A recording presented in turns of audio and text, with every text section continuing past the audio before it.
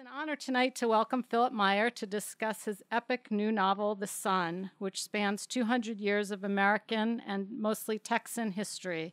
This is Meyer's second novel, and his short fiction has been published in such places as McSweeney's, the Iowa Review, and Esquire.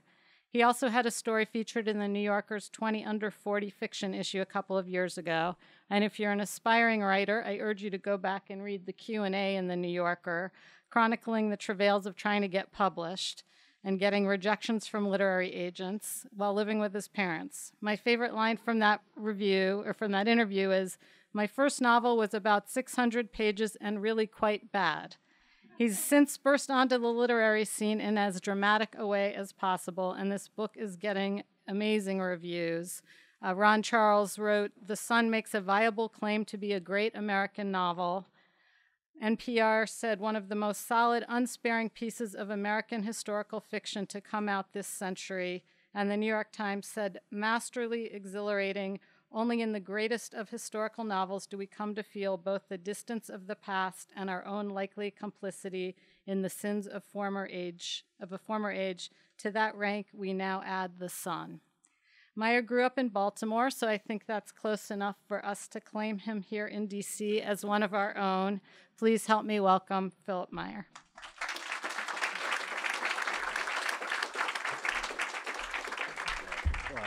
Thanks, guys. A couple of familiar faces here, including my parents. Oh, no, some friends from the Yaddo Artist Colony, other writers. So I guess I'll talk a little bit and then read for a very short time. There's kind of three main characters in the book, and I'll read like a couple pages from each one. And then if you guys like have questions or want to talk after, I'll stay. If not, I'll go drink somewhere. And yeah, let's prepare my water here. So my first novel was set in Southwest Pennsylvania. It was a part of the country that for about 100 years was the largest steel producing area on Earth, basically. And that all ended, as everyone knows now, began to end in the 70s. By the 80s, it was completely over. There's one integrated mill there, but they employ like 1/100th of the people that they used to. That book was about the first generation to grow up in those without those mills as security, and it was about the sort of sense of loss and hope they felt, and the sort of aimlessness they felt without the simple kind of economic security of those jobs. For some reason, people thought this was sort of a depressing book, I guess, because in a way it was sort of about the death of the blue-collar middle class, and for these people, the kind of end of the American dream. The next book, I wanted it to be, if anyone's read this book, this might sound strange, but it's sort of like more optimistic and kind of hopeful work, right? And right, so I knew I wanted to be set in Texas because I lived down there on and off for about 10 years, and it's a place where so these guys who I'd meet, and I like to go hunting and stuff because I'm sort of one of these liberals who's converted to like killing his own meat for some reason, probably my dad or something.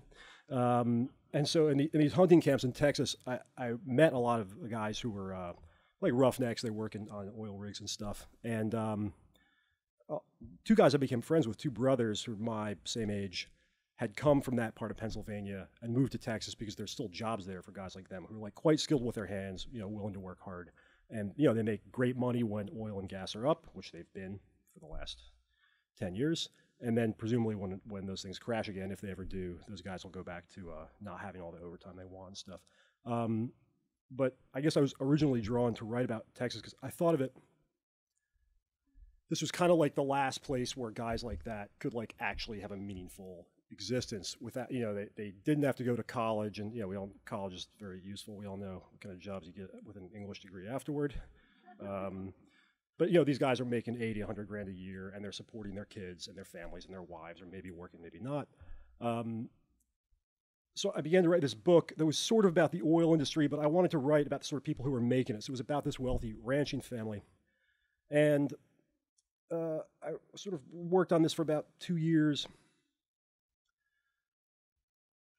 and was bored out of my mind, basically, because I could not find what was actually interesting about this family, like what they were actually struggling against. And so the book sort of began to move backward in time, much to my chagrin, because as the writers in the audience will know, you're always sort of working against the clock, which is the amount of money in your bank account from your last book advance.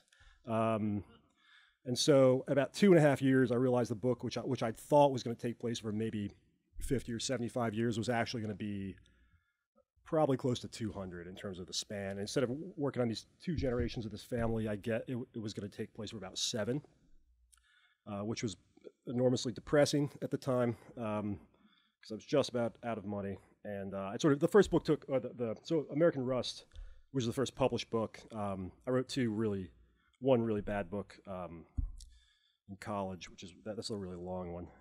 And then I wrote a very mediocre book after that. And then after that was rejected by pretty much every good literary agent in the country. I moved back in with my parents, who are still here. God bless them. And so the third book, which was the first published book, American Rust, took about 3 years, which is I was on a fellowship. It's fairly long time if you have nothing to do but write, which I did. And so it's not like I'm slow. It's just that I think I throw away an enormous amount of work and pages. Like American Rust is 350 pages, and I probably read about 3,000. And then I revised, of course, incessantly, this 350 or so. And so, so I realized this book 3 years into it, I was like, oh my God, I know nothing about sort of Texas on the frontier. I know nothing about frontier life. I realized that one of the characters was going to be taken captive by Native Americans, which is quite common on the frontier, both in Texas and even when the frontier was. So like an easy way to think about the history of our country is if you sort of look at a map. Here's the East Coast and I-95. In 1650, the frontier was basically along I-95. So it's going through what was then the beginnings of New York, what was not quite Philadelphia, and anything west of that, we think of it as like this sort of empty wilderness. I mean, this is our mythology. It's a very, very compelling mythology that goes back like 10,000 years. The idea of going into the wilderness, whatever you were before, you come back a different person, usually man in those days. But it's a place where you kind of reinvent yourself. And so this idea of this kind of open wilderness, it persists to this day. When you think about life on the frontier, you probably think, well, white people, blonde-haired, and cute little kids running in a field, like birds playing flute music, and then maybe if it's like a John Wayne movie, some like bad red people come out of the woods and snatch you. In fact, the frontier, for almost the entire time it existed, which is like when modern Europeans landed here, till the last big Plains Indian tribe, the Lakota or Sioux, going around to the reservation around 1889. And the Comanche, who were the last big Southern Plains tribe, going in 1876. So for about 300 years, this frontier exists, and it basically is a combat zone. It's like moving to a very, very, very bad neighborhood where it's probably worth it if you sort of believed in yourself enough or thought God would protect you, or something like that.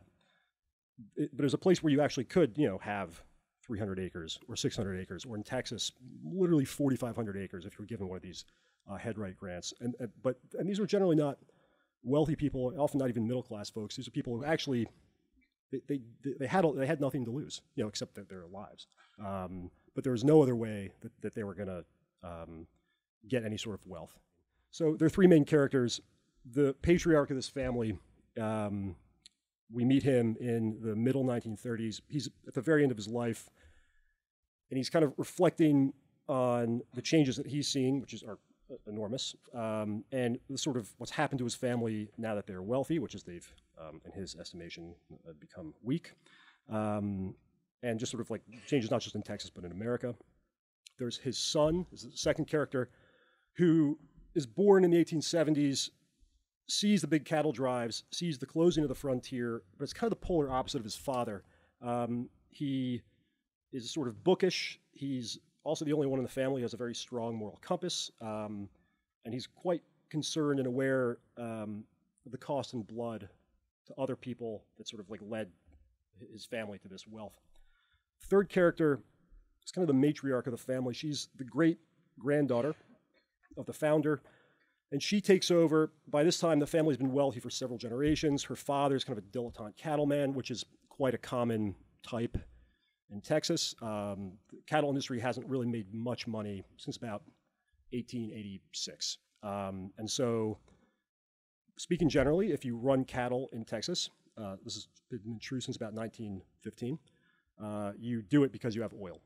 So the cattle are what allow you, the oil, or, then the gas, but that really, they used to just burn gas off. Now it's like oil and gas, are what allow you, especially now, brush clearance is incredibly expensive because the land's quite dry compared to what it used to be. And so the crazy thing is the oil is what allows you even to have good grass to support your cows or your herd. So this lady, the family's sort of failing, on the verge of bankruptcy, and she's the one who kind of takes the reins from her father at a very early age and turns it into kind of a modern oil and gas dynasty. And this takes place mostly in the 20th century. So this is Colonel Eli McCullough, who's the patriarch, and this is in 1936. It was prophesied I will live to see 100, and having achieved that age, I see no reason to doubt it. I'm not dying a Christian, though my scalp is intact, and if there's an eternal hunting ground, that is where I'm headed. There where the river Styx. My opinion at this moment is my life has been far too short, the good I could do if given another year on my feet. Instead, I'm strapped to this bed, fouling myself like an infant. Should the Creator see fit to give me strength, I will make my way to the waters that run through the pasture. The Nueces River at its eastern bend. I've always preferred the Devil's. In my dreams, I've reached the water 3 times, and it is known that Alexander the Great, on his last night of mortal life, crawled from his palace and tried to slip into the Euphrates, knowing that if his body disappeared, his people would assume he had ascended to heaven as a god. His wife stopped him at the water's edge. She dragged him home to die mortal. And people ask why I did not remarry. Should my son appear, I would prefer not to suffer his smile of victory. Seed of my destruction, I know what he did, and I suspect he's long graced the banks of the River Jordan as Quanah Parker, last chief of the Comanches, gave the boy scant chance to reach 50. In return for this information, I gave to Quanah and his warriors a young bull buffalo, a prime animal to be slain the old way with lances, on my pastures that had once been their hunting grounds. One of Quanah's companions was a venerable Arapaho chief, and as we sat partaking of the bull's warm liver in the ancient manner, dipped in the animal's own bile, he gave me a silver band he'd personally removed from the finger of George Armstrong Custer.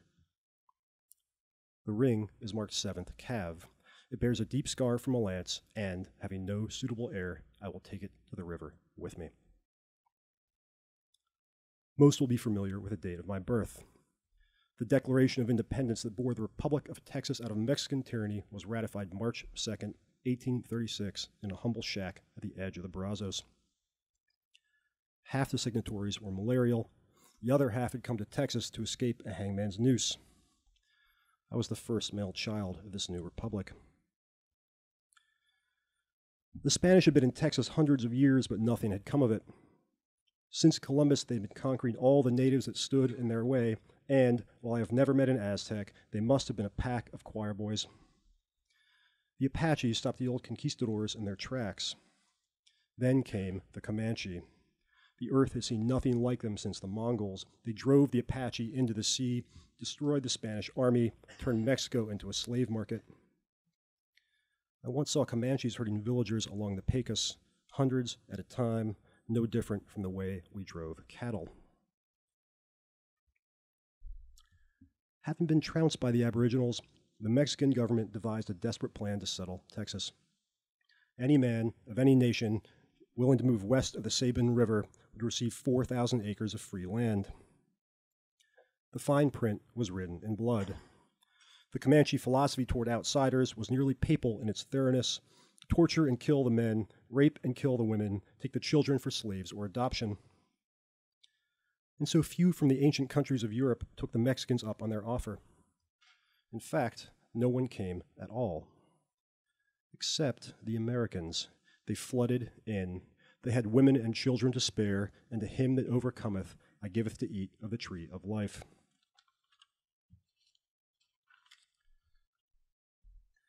So the second character is the kind of matriarch of the family, the person who takes the reins, figuratively from this guy anyway. She's born when he's about 90, and when she's a very young lady, the family kind of power passes to her.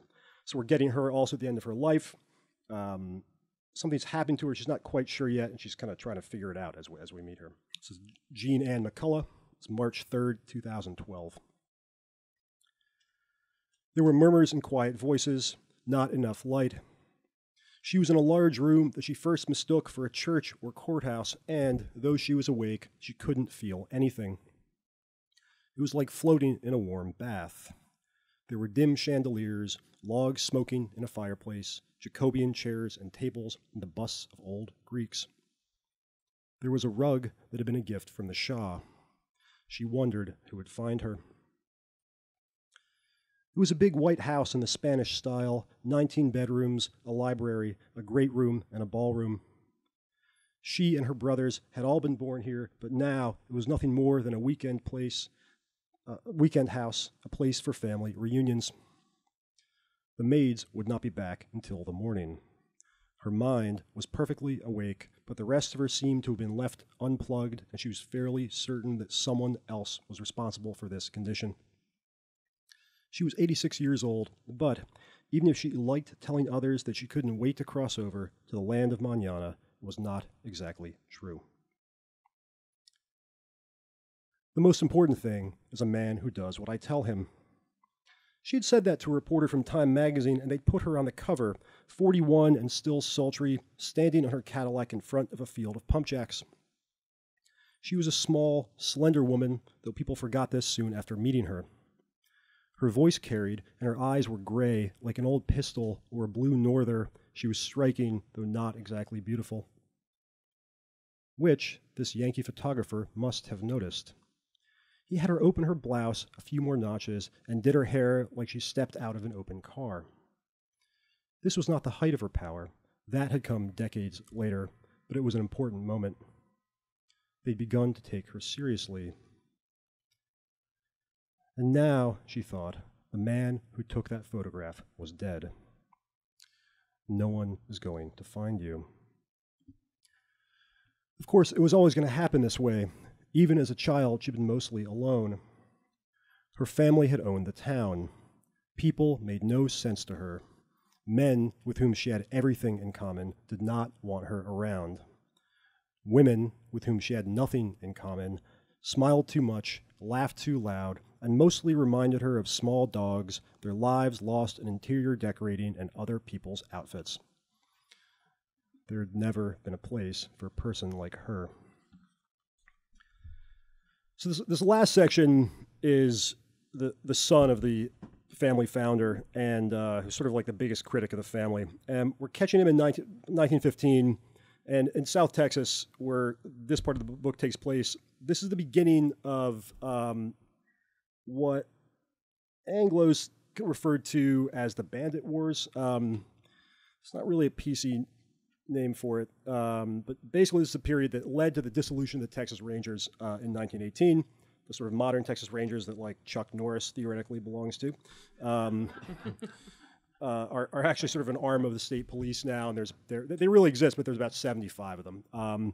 But the sort of the Texas Rangers that were sort of like the legendary folks who kind of patrolled the frontier, those days actually came to an end in 1918 as a result of these massacres, mostly of Mexican Americans,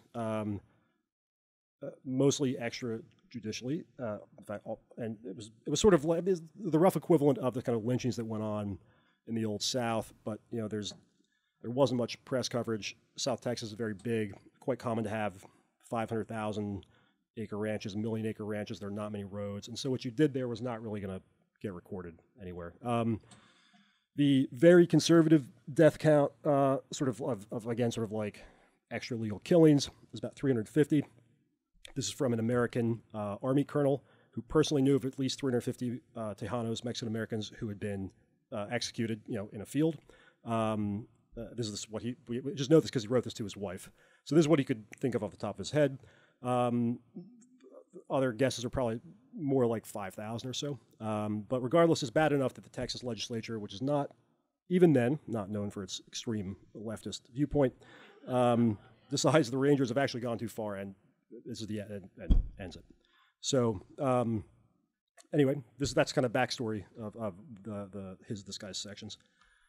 So this is Peter McCullough, and it's August 10th, 1915, and these are his diaries. My birthday. Today, without the help of any whiskey, I've reached the conclusion I am no one. Looking back on my 45 years, I see nothing worthwhile. What I'd mistaken for a soul appears more like a black abyss. I've allowed others to shape me as they pleased. To ask the colonel, I'm the worst son he has ever had. He's always preferred Phineas and even poor dead Everett. This journal will be the only true record of our family. In Austin, they are planning a celebration for the colonel's 80th birthday, and what will honestly be said about a man who is lionized in capitals, I don't know. Meanwhile, our bloody summer continues. The telephone lines to Brownsville cannot be kept open. Every time they are repaired, the insurgents blow them up. The King Ranch was attacked by 40 gunmen last night. There was a 3-hour gun battle at Los Tolitos, and the president of the Cameron Law and Order League was found shot to death, though whether the latter is a gain or loss, I can't say. As for the Mexicans, to see the number of them shot in bar ditches or hung from trees, you would think them as ill a scourge as the panther or the wolf. The San Antonio Express no longer mentions their deaths. It would take up too much paper, and so the Tejano die unrecorded and are buried, if at all, in shallow graves or roped and dragged off where they will not bother anyone. After Longino and Esteban Morales were killed last month, by whom we don't know, though I suspect our neighbor, Niles Gilbert, the colonel devised a note for all our vaqueros. This man is a good Mexican. Please leave him alone. When I am done with him, I will kill him myself. Our men display these notes like badges of honor. They worship the colonel along with everyone else. Unfortunately for the Tejanos, the area cattlemen continue to lose stock. In the West Pastures last week, Sullivan and I found a section where the wire had been cut, and by nightfall we'd found only 263 animals versus the 478 counted during the spring roundup. A $20,000 loss, and all evidence, circumstantially at least, pointing to our neighbors, the Garcias. I myself would rather lose the kingdom than lay blood libel against the wrong person, but that, around here, is a rare sentiment. I've always thought I ought to have been born in the old states, where, though their soil is even more blood-soaked than ours, they no longer need their guns. Of course, it is against my disposition. Even Austin I find overwhelming, as if each of its 60,000 inhabitants were shouting at me at once. I've always found it difficult to clear my head. Images and sounds linger with me for years, and so here I remain in the one place that is truly mine, whether it wants me or not.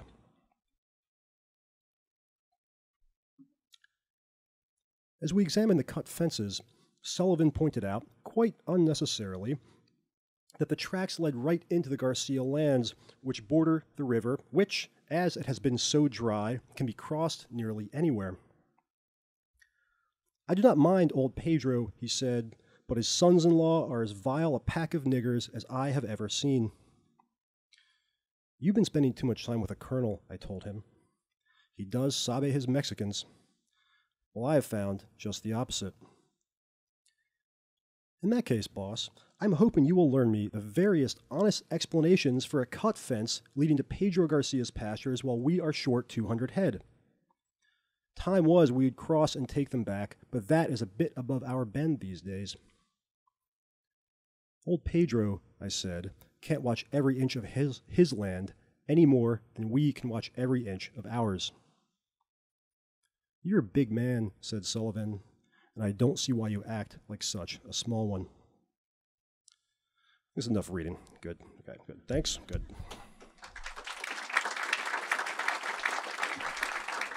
In reading the parts of the book about Eli's time with the Comanches, I was wondering if you were influenced by any particular captive stories or a mixture of them. Sure. Because I know there are many, many of them. Yeah, so there are a lot. There are about 10. So they're probably. So this is a genre that actually was like very popular in American history. Like the best-selling books in the late 1700s and even 1800s were captivity narratives. Of course, these were not Comanches by then because Anglos had not gotten that far west.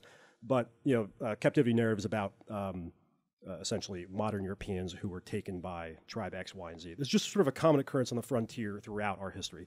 In terms of the Comanches, there are actually these great narratives because they were one of the last tribes to go to the reservation.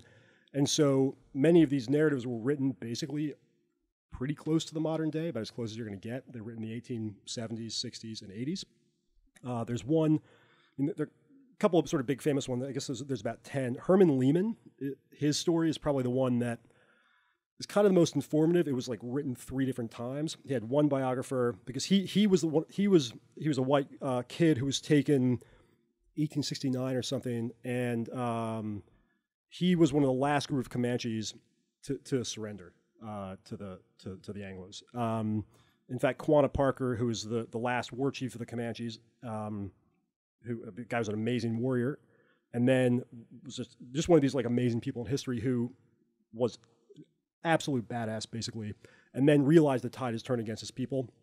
The army catches the last major band of Comanches in Palo Duro Canyon. They narrowly escape with their lives, but he wipes out their horse herd, and they're sort of done. The next year, and all the buffalo by this 1775 winter of, and by then all the buffalo have been decimated, and without horses, they sort of couldn't hunt, and they lost most of their gear, and they were like, this is it, we're the last ones.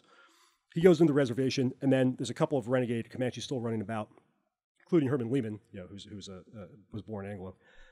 So Lehman's story is written by one biographer, which Lehman then disavows, is written by another one, which is pretty good, pretty accurate. And then it's rewritten again in a footnoted version, which is now out of print, unfortunately, but you can still find it by a guy named A.C. Green, who's a Texas historian, who basically went down everything Lehman had written and footnoted is like, yeah, this is actually an exaggeration, this is an exaggeration.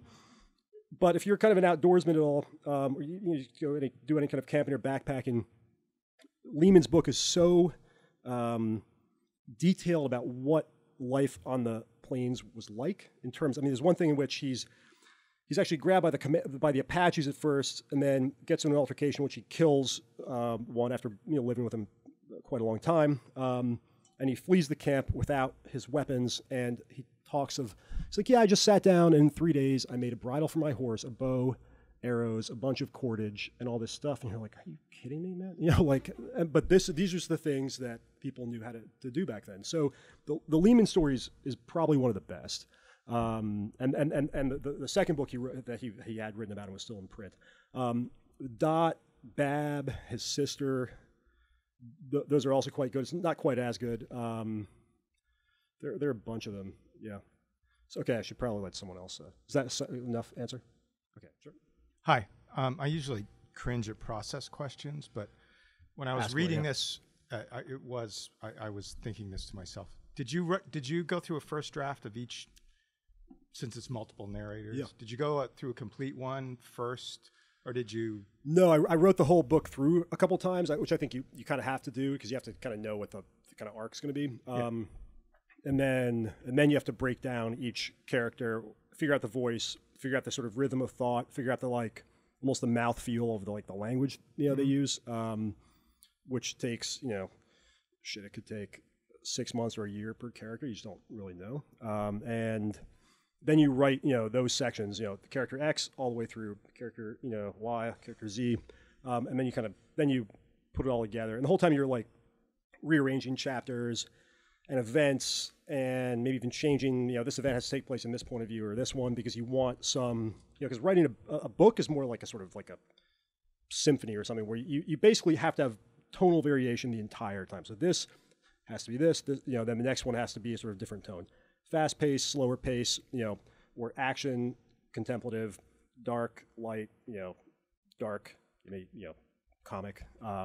So you're always arranging those things, not just for propulsion and sort of like advancing the arc of the story, but because you actually like need to you have sort of know what the reader is going to expect next. You have to have a kind of an internal clock about, are they starting to get bored? Are you like beating the hell out of them, with this like dark stuff? Do you now need something that's sort of like, just like pleasant and hopeful?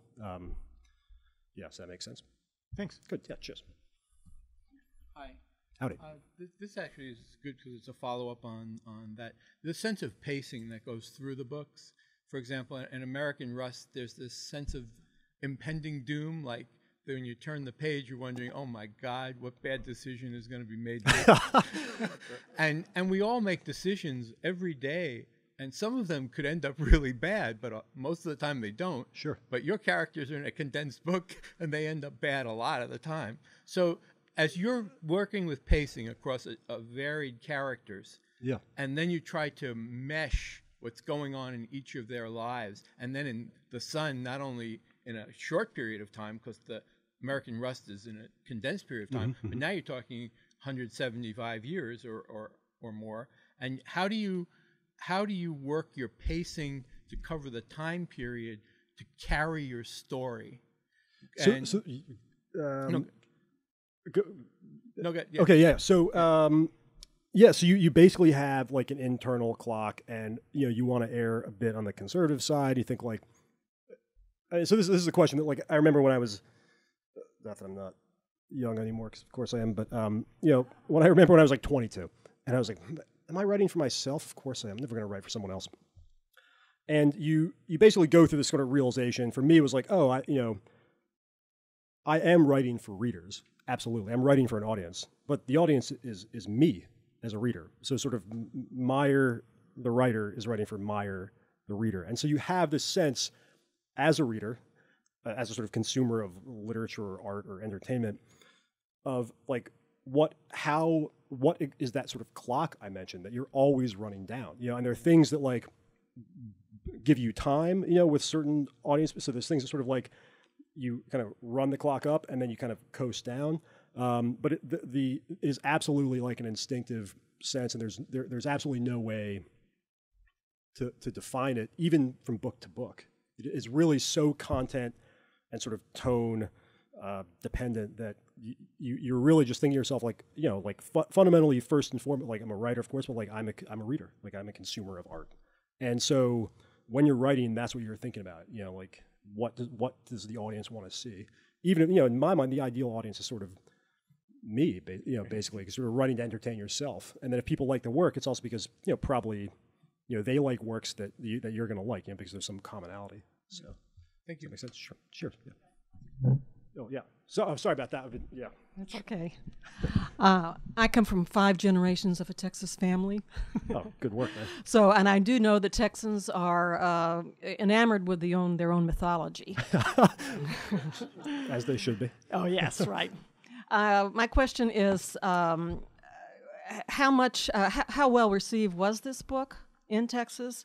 And also, is any of this history that you've sort of illuminated part of the contemporary awareness in Texas now, or is it still archival?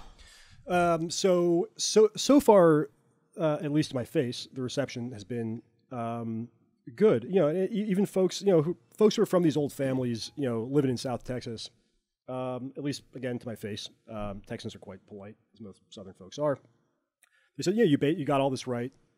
All these details are right. I grew up listening to this stuff, and this is correct. And also the sort of the problem, in quotes, of how wealthy Anglos have related to Tejanos through the last half of the 19th century, all the 20th century, and now has not really been dealt with. As you know, all Texans take a year of Texas history. Oh, yeah. It's not U.S. history; it's Texas history in the 7th grade. But no Texan I ever talked to mentioned anything about the kind of the quote bandit wars from 1915 to 1918, because it's sort of if we're honest, like I actually love Texas, but that is a disgraceful period in Texas history, and so for that reason, it's sort of not taught. So again, to my face, the reception's been good. I guess I had these sort of, when you're a man, you have these like fantasies of like, oh, this guy's gonna insult my book, and I'm gonna kick his ass, yeah, everyone's been super nice. So, yeah. Get good? Yeah. Thanks. Alrighty. So, first of all, as a fellow Cornellian, let me just say you're welcome to come back on the bill anytime. Yeah. But so, how do you think getting an English degree from an Ivy League school really helped you develop as a writer? Should I switch majors? No. I mean, no. I mean, so, my God, no. The answer to that the answer to that question is no. Did it help me develop in a very direct way? Writing cannot be taught. It is like learning a sport. I mean, you can be coached, but it's fundamentally in you. It is of you. There is nothing that any other human being on earth can say to give you anything but sort of like gentle nudges. And people develop at different rates. I'm like a very late bloomer in almost everything I do. Like eventually, knock on wood, I seem to do it perfectly okay. But at first, when I was at Cornell, I was aware, like I was sort of lagging my classmates, and almost, they love these postmodern writers, and I was, like, oh man, I don't get this. Am I an idiot? And spent most, and sort of attributed to like, well, okay, I dropped out of high school, and sort of had 1 year of high school, and then here I am at this fancy school, and then, and why am I not getting giant postmodern guy XYZ, whatever, and like 5 or 6 years later, I realized, oh, I know I don't get them because they're all full of shit. That's why. Amazing. And so I think what a humanities degree in anything gives you is like critical thinking skills. College should not be a trade school. I mean, this is helping you to think. Like, I mean this with all respect. When you're 22, like unless you get hit by a bus or something, I mean, your life is ahead of you. You know what I mean? Like you are just becoming an adult and learning to think. At least I was. I mean, and even as an English major after Cornell, I got a job as a derivatives trader. You set your mind to something, like you're going to do it. So don't drop it. I mean, there's no, and even on Wall Street, right? The guys, I was on a trading desk. The guys, and it was mostly men, who had econ or math degrees, which almost everyone did. I think it was me and one guy from Princeton who had an art history degree, and there were like 1,000 traders on this floor. They had no advantage at all because all work is kind of on the job training. So, oh my God, people going to college for business is like, what a waste. I mean, go do your MBA in business, right? But you're in college, like soak up culture because that's kind of your job. Okay, end of sermon. Good, Jez. Thanks. Is that it? Yeah, good. Jocelyn Bramble.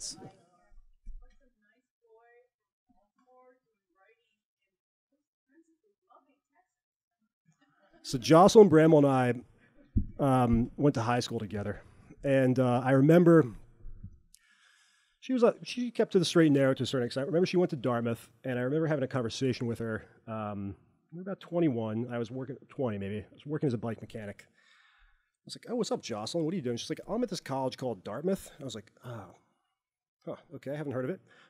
She's like, it's an Ivy League, it's like Harvard in these places. And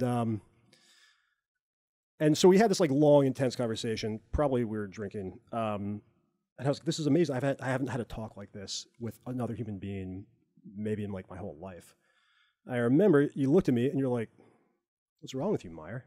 I literally have these conversations like every day I'm in college. And that absolutely was something that stuck with me and was like certainly part of my like motivation to like apply to all these Ivy League schools, you know? I think like the answer is like, I'm a late bloomer. So finally I made something of myself. In terms of why I like Texas, I didn't know anything about it, and people down there are in a way that like in the Northeast or Mid-Atlantic we don't do.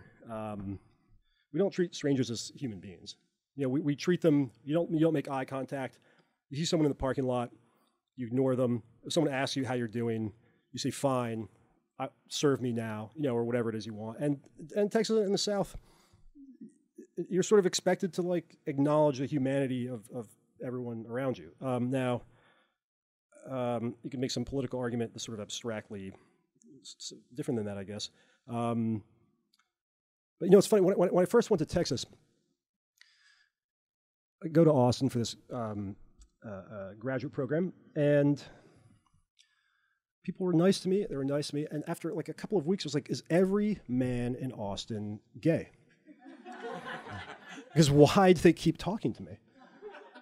Because this is something you don't do in the North. Like, you don't talk to strangers unless you want something from them, you know? And then I realized, well, actually, that's, you know, sort of a technical impossibility. And that they actually do want to hear, like, how you're doing. How are you doing? Oh, pause. And, and then when you order a taco or something, or talk to your lawyer or talk to anyone, you actually are expected to sort of, like, make small talk and, just again, like, acknowledge them as a person, which is something that's, like, it's so charming. It's like irresistible. So you should totally go down there. And okay, good. It's kind of a two-part question. First of all, I remember one of my favorite things about the book is not being that familiar with Native American culture, all of the details of everything you wrote about the Comanches. And I noticed in your acknowledgments at the front, you said, you know, you're thankful for all these different people who helped you out, but in no way does this endorse, you know, the material in the book. I was wondering if you've heard from anybody from them about it, and then also if you're ever going to write a book about Baltimore. Okay. So I haven't heard from some of my Comanche friends. And this is actually something I talked to a few of them about. I said, hey, you know, do you, like, obviously I'm Anglo. I'm writing this book, which involves Comanches. I think I'm portraying, from what what I've read, which is like sort of at least 350 books, but on the sort of nonfiction on Native American history and Plains Indian history and Texas culture and stuff like that. I'm being, from everything I can tell, I'm being honest to the historical record, but this is like, you know, this is not a John Wayne movie, but it's also not Dances with Wolves. You know, there are no, people are treated as human beings. You know, there's no one's treated as a sort of like good guy or bad guy, which, you know, has now sort of flipped in popular culture, but hasn't gotten any more complex. It's just flipped. You know, the bad guys used to be Native Americans, good guys were white, and now in most movies, the bad guys generally are white and the good guys are Native Americans. But, you know, the reality is that, like, people are actually just people. This is quite obvious, but sort of somehow most entertainment's not written this way. And so I said, you know, do you mind if I acknowledge you in the book? If you don't want to be, just tell me. And they're like, fine. But I also explained, like, well, I'll also say that you don't endorse the material, but, you know, I really appreciate your help. And they said, yeah, that's fine. As long as you say we don't endorse it, that's fine. Mm-hmm. As far as Baltimore, I have a hard time. It's very hard to look at your own life and to write about your own life and with any certainty that anything you're thinking and saying is correct. I remember when American Rust came out, I was talking to my parents about sort of things, because, you know, all reporters want to tie whatever you're doing, you know, thank you, reporters, to like your own, whatever art you're making, to somehow your own life. So they want to make it an autobiographical story because, God bless them, this makes people read the stuff. And so I remember sort of thinking of, my publicist like, well, think of some stories from your childhood. And so I thought of a bunch, and I repeated them to my mother and father, and they're like, these are things that I had told these stories to my friends so many times. And so I'm now about 35 when I'm talking to my parents about this, and they're like, no, that story is like completely wrong. It actually happened like this. That story, you're mixing two stories together completely, and it happened like this and this and this, and this story is actually right. So, you know, whatever, it's like 30% correct, or maybe it's 10 or 20 or something. And so I think it's quite hard to look at your own life and see, also from a very shallow sort of practical point of view, to see like what are the compelling details, because like you actually have to be when you're writing this stuff, like you have to be looking with an outsider's lens because the reader is an outsider. So what are like Hemingway's talk about, like what are the 3 details that you can capture in 1 sentence or 2 sentences that capture the sort of emotional reality of this point or detail, like what gives the reader the right feeling. And I don't trust the stuff about my own life, so I feel like I'll probably never write about Baltimore. But then again, who knows? My gut feels like I wouldn't trust it. So Thanks. Yeah. Well, and sorry, you've been waiting. Yeah. I grew up in one of those towns in southwestern Pennsylvania. Oh yeah. And this sort of goes to what you just said, and maybe you've answered it, but it seemed to me that in the voice that you wrote about there, it was an incredibly accurate description of those towns. It seemed to me that somehow you got into that voice. If it wasn't Baltimore, it was a very accurate voice of those people in the Pittsburgh, the Monongahela River area. And I'm not sure how you did that unless it was portrayal of some